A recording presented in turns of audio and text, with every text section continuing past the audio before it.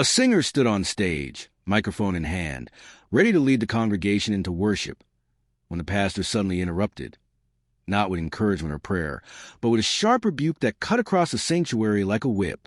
Before the stunned eyes of the entire congregation, the singer was publicly humiliated, told in no uncertain terms that their performance was not up to standard.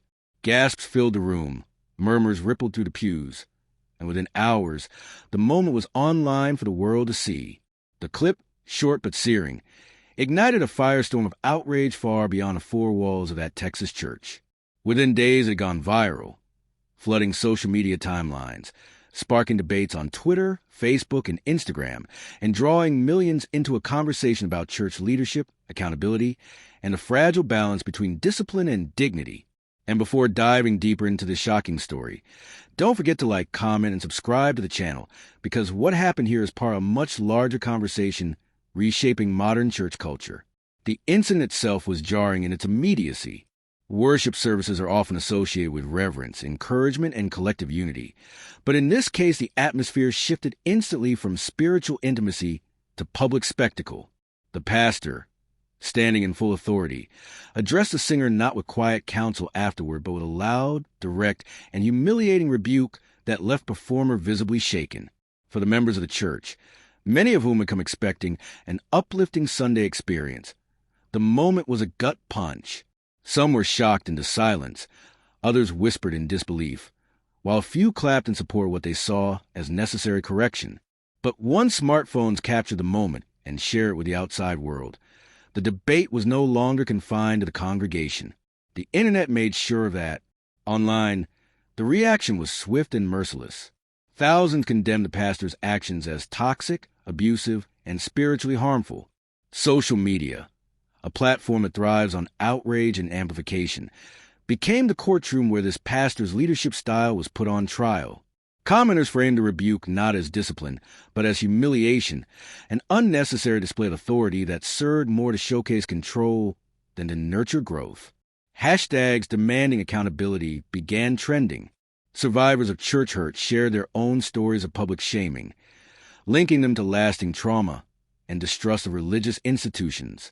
For many, this moment wasn't just about one singer or one pastor. It became a symbol of a deeper cultural sickness within certain church traditions where leadership is confused with domination. The debate brought into sharp relief the fine line between correcting mistakes in worship and weaponizing authority to assert dominance. Into this storm stepped Marvin Sapp, a well-respected gospel artist and pastor in his own right, whose voice carried significant weight across both religious and cultural spaces. Sapp didn't mince words when he addressed the controversy. He emphasized that correction in church was sometimes necessary but should always be handled with love, dignity, and privacy. Public shaming, he argued, served no spiritual purpose. Instead of producing repentance or improvement, it fostered resentment, embarrassment, and in many cases, lasting harm. His rebuke of the rebuke, so to speak, resonated with a wide audience. He reminded leaders that their responsibility was to shepherd people with care, not to humiliate them in front of others.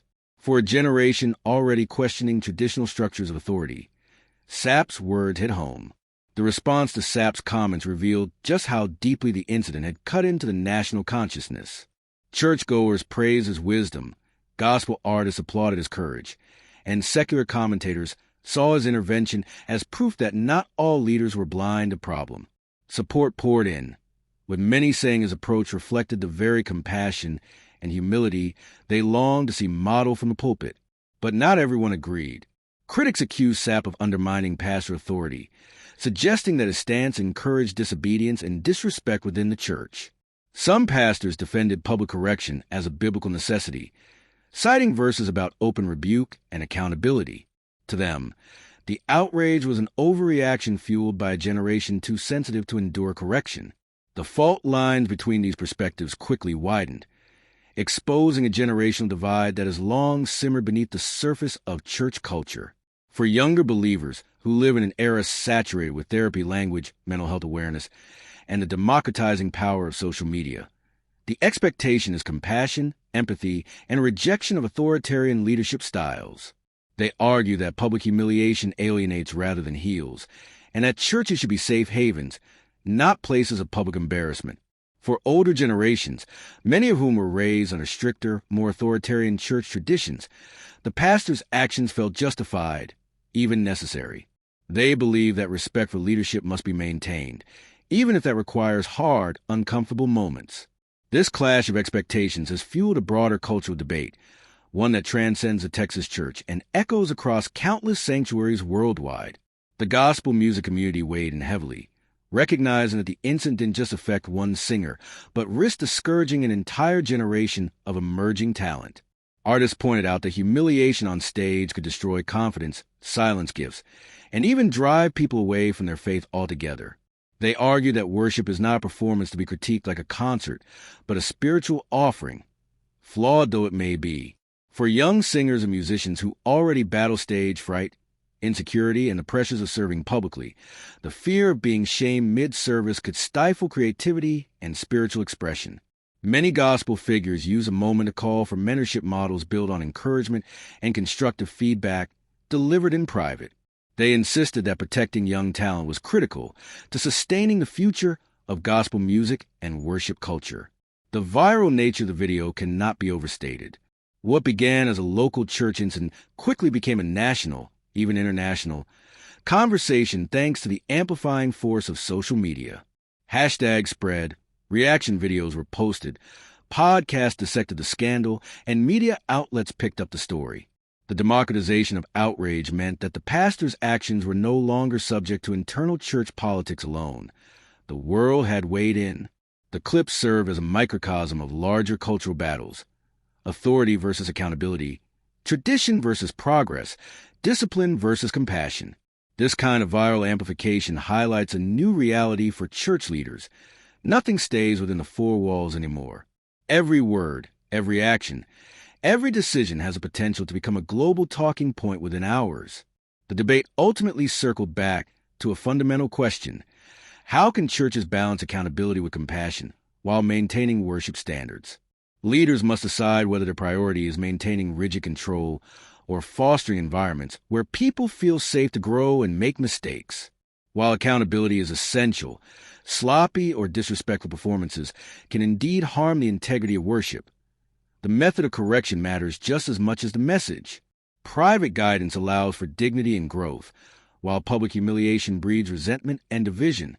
This balance is not easy, but it is necessary in a world where trust in institutions is fragile and where young people are leaving churches in droves, citing hypocrisy, abuse, and lack of empathy. In the wake of the controversy, many churches have begun quietly re-examining their practices. Conversations are happening about how to correct with care, how to mentor young talent, and how to maintain high standards without sacrificing dignity. Workshops on leadership are addressing the pitfalls of authoritarianism, and some denominations are encouraging pastors to seek training in counseling and conflict resolution. The incident, painful as it was, may ultimately push churches toward healthier models of leadership, ones that balance authority with humility, discipline with compassion, and truth with grace. The lessons are clear. Public humiliation does not produce spiritual growth. It produces trauma. Leaders like Marvin Sapp remind us that accountability and love are not mutually exclusive, but must coexist if churches hope to remain credible in the modern age. Social media ensures that scandals once contained within sanctuaries are now public property, forcing leaders to adapt or face cultural irrelevance. And the generational divide underscores a larger truth. Younger believers will not tolerate the same authoritarian models their parents accepted. For churches to survive and thrive, they must evolve. The credibility of modern church leadership rests not on displays of power, but on demonstrations of empathy and wisdom. The future of worship depends on leaders who understand that dignity is as sacred as discipline. And as this story continues to echo through communities, one reminder remains: don't forget to like, comment, and subscribe for more conversations that matter.